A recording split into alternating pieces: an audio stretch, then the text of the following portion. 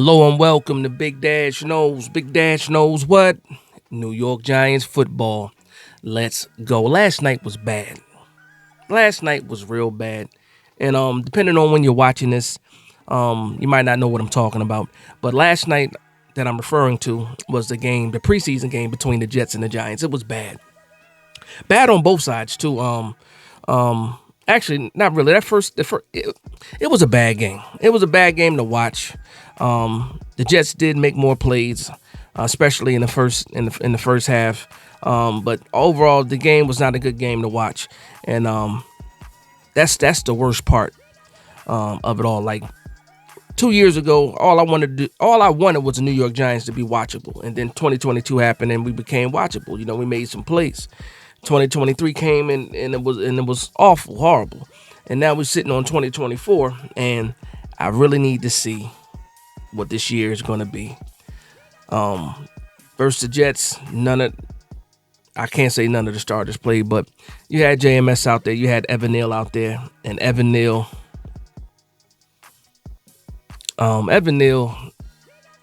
is lucky about where he was picked. If he was not picked 7th, I don't think Evan Neal would be on the team.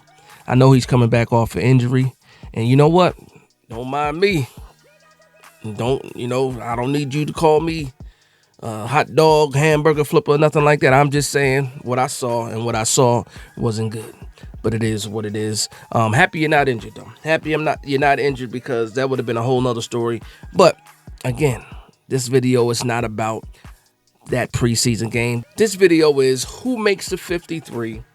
Part 2, the offensive side of the ball. And without further ado, let's get into it.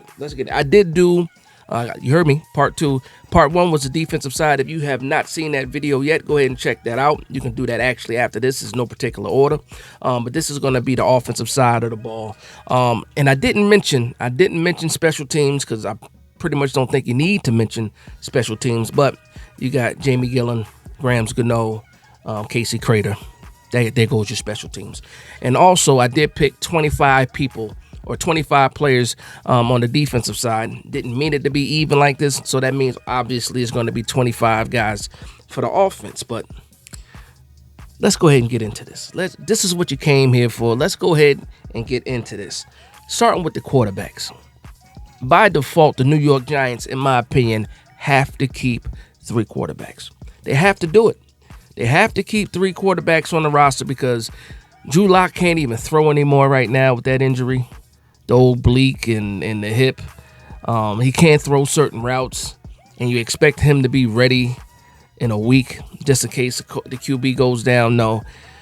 Tommy DeVito is making this team by default. I will say by default, because he did not look good against the Jets yesterday, but he knows the offense. So Tommy DeVito, I have making the 53, 3 quarterbacks on the squad: Daniel Jones, Drew Lock, Tommy DeVito. I will say this.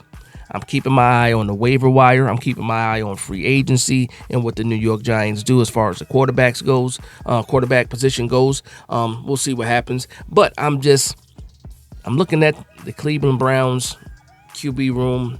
They got 4 guys that are pretty decent in that QB room. They can't keep them all. I'm keeping my eye out on that. And with the New York Giants having that position in the waiver wire, that 6th position in the waiver wire, you could see a lot of moves being made on Tuesday when we cut it down, and then I guess on Wednesday, I should say, once these guys start getting picked up off of waivers. So that's going to be the quarterbacks, 3 quarterbacks. Next, let's talk about the tight ends. I think the New York Giants I'm gonna keep a little bit of the drama with the running backs and offensive line a little bit later. But next, I'm gonna have the tight ends, and I got 3 tight ends making the squad. I got Daniel Bellinger, Theo Johnson, Chris Manhertz making the 53. Quick and easy, right? Quick and easy. I do think that Daniel Bellinger. Well, right now it looks like Theo Johnson is going to be the starting tight end. The role for Daniel Bellinger is almost like a do-it-all tight end / fullback, H-back type of deal he got going on. So you might see 2 tight ends or 3 tight ends on the field, but in some cases you probably can count Bellinger in the as far as personnel goes, as a fullback halfback spot. But those are the three guys I have: Daniel Bellinger, Theo Johnson, Chris Manhertz. Chris Manhertz started off training camp, pretty solid. He's known to be a good blocker.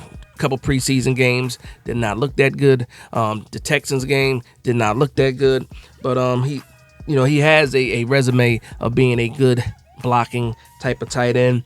I believe he beats out Jack Stahl. That's the only other guy I see that could possibly push, for that third spot. But I think they're going to keep Chris Manhertz. Would I be surprised if they picked up Jack Stahl over Manhertz? Not really.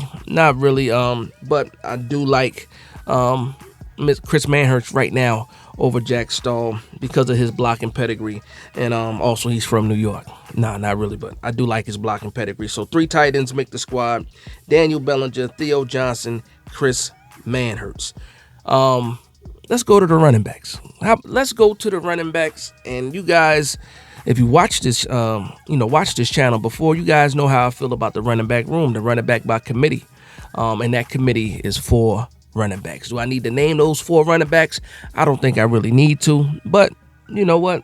Let's go ahead and do it anyway. So Devin Singletary makes the 53. Eric Gray makes the 53. Tyrone Tracy makes the 53. And I went back and forth on Dante Miller. The injury, kind of scared me a little bit.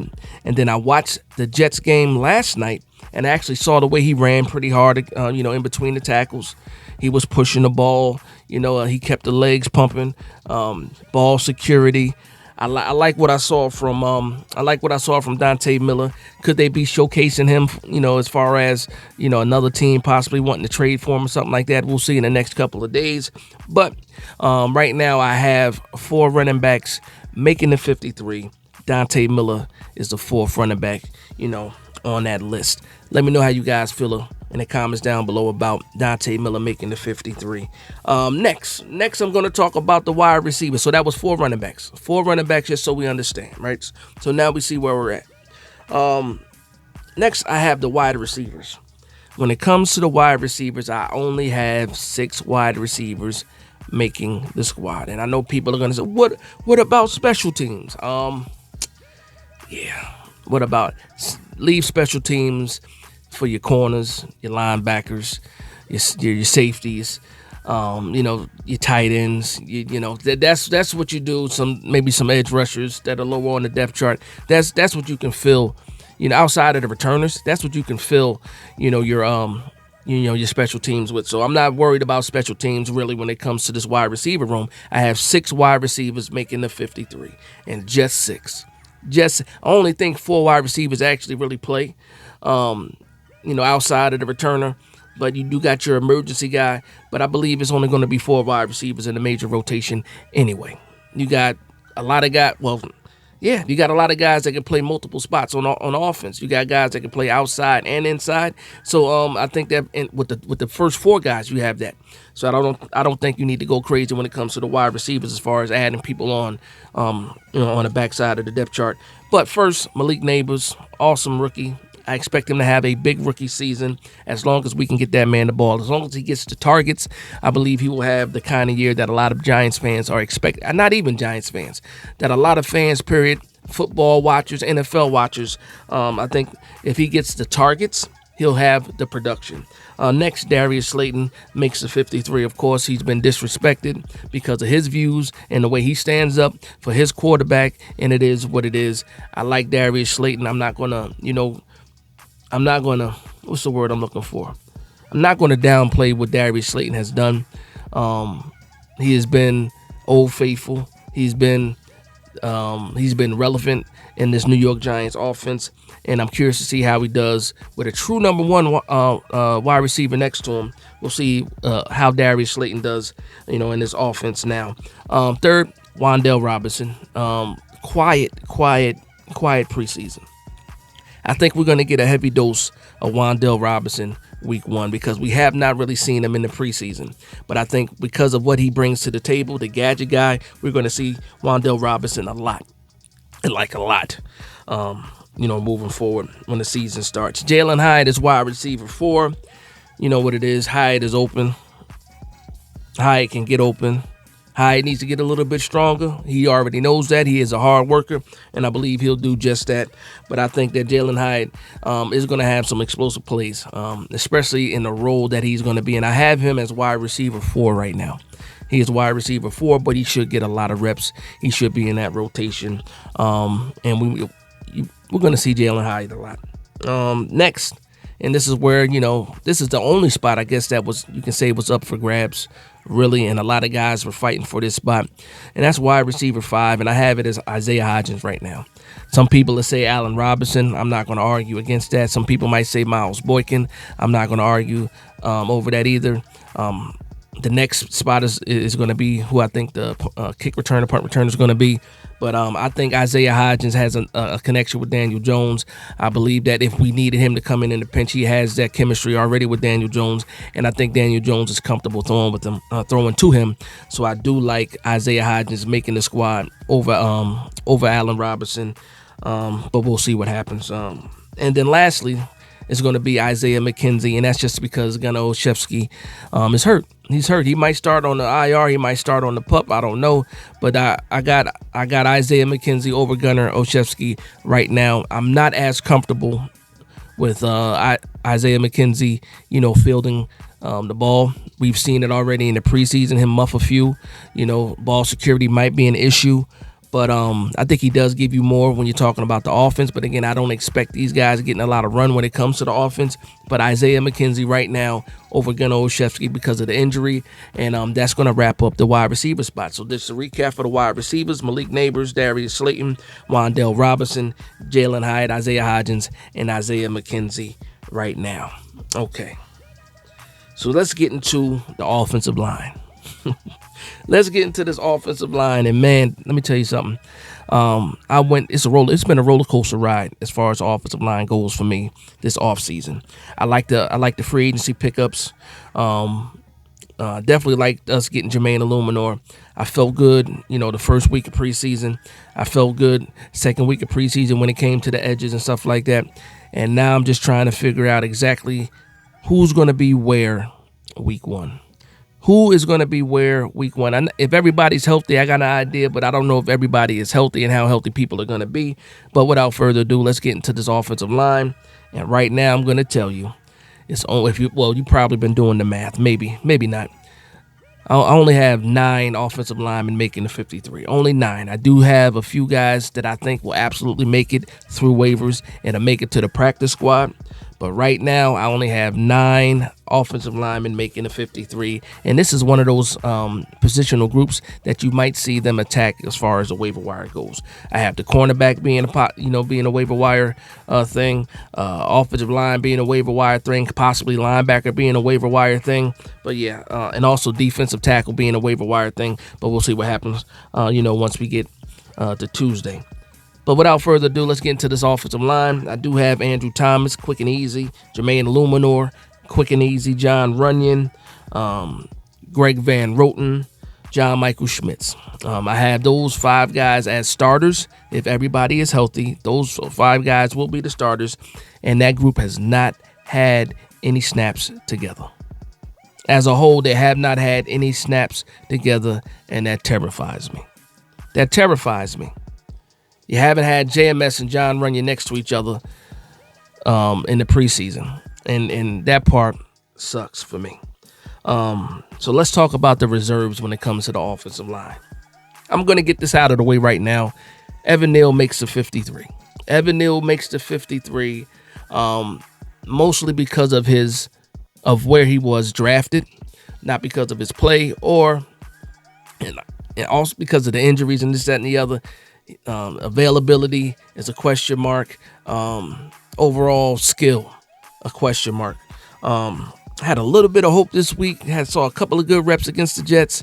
Getting to the game, and when we're running the ball, fine. But passing sets, it looks like it might be the same issues. And I had a little bit of faith, hoping that Carmen Priscilla was going to do something more. But he's only been back for a week, really. So we'll see what happens with that. But Evan Neal makes the 53. Aaron Stinney, guard. Aaron Stinney, free agent out of Tampa Bay. I have him making the 53. I went back and forth on Schlottman making the 53. He has guaranteed money. If he didn't have guaranteed money, maybe I would feel a little bit differently. But then also, you need a guy that's officially the backup center. And Alan Schlottman makes the team because I feel that way, about him. He is the backup center. He also has guaranteed money. He's going to make the 53. He's not terrible, but he's also not good. So, but when you look at the offensive line, there's a lot of not terrible and not good as well, especially when we talk about these reserves. And if Evan Neal can make the 53, Alan Schlottman can absolutely make the 53. And then the last guy that makes the 53 for the offensive line is a UDFA. A UDFA, Jake Kubas. I have Kubas making the 53. I know what people are. What about Josh Azudu? I don't care about Josh Azudu. I've seen enough Josh Azudu. Josh Azudu makes it through waivers. Josh Azudu will probably, most likely, be on the practice squad. Dash, what about the swing tackle? I know Evan Neal should not be the swing tackle, but that's what it is right now. Again, the waiver wire is, we still have, 10 days before? How many days do we have? 13 days? I think we got 13 days until the season starts. I expect a lot more moves, especially when it comes to practice squad players being added and stuff like that, and then the waiver wire and also free agents. But when you think about the squad, and also what kind of money, I think you saved just under $1 million cutting the Azudu. I just don't like what I'm seeing when it comes to Azudu. I'm just not liking it. Versatility, who cares? There's going to be over 1,000 players waived on Tuesday. And a lot of those guys are going to be offensive linemen. And you know what? Maybe we take a chance signing one of these guys to the practice squad or either signing one of these guys to the 53. But right now I have Jake Kubas making the 53. I really like Jake Kubas. I think he can be a player for the New York Giants. No matter where we got him from, the man has performed and did a good job this offseason, this training camp, this preseason.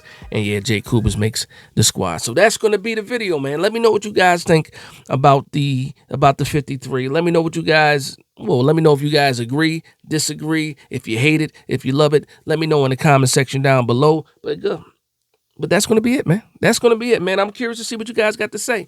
So that's going to be the video. I want to thank everybody for vibing with me. Please like, comment, and subscribe. And from one Giants fan to another, this is Big Dash Knows, Big Blue Nation. Let's go.